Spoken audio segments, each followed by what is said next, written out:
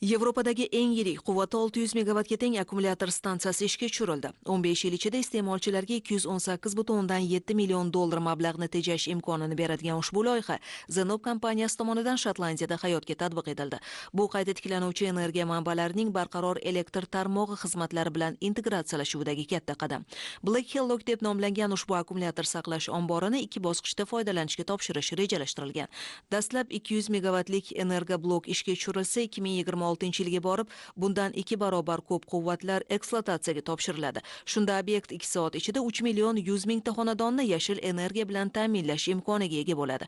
Bundan tashqari loyiha uchta offshor shamol fermasi faoliyati tufayli elektr tarmoqlariga tushadigan bosimni ham kamaytiradi.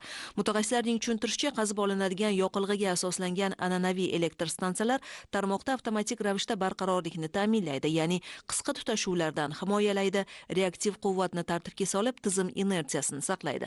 Bunday funksiyalar esa qayta tiklanuvchi energiya manbalarida bo'lmagani sabab mazkur masala yechimini Black Hillock ombori o'z zimmasiga olmoqda. Buyuk Britaniyadagi mavjud stansiyalar quvvatini 30% ga oshiradigan ushbu obyekt mamlakatning uglerod neytralligiga erishish maqsadini tezlashtirish bilan birga aholini tashvishga solib kelayotgan elektr energiyasi narxlaridagi o'zgaruvchanlikka ham chek qo'yadi.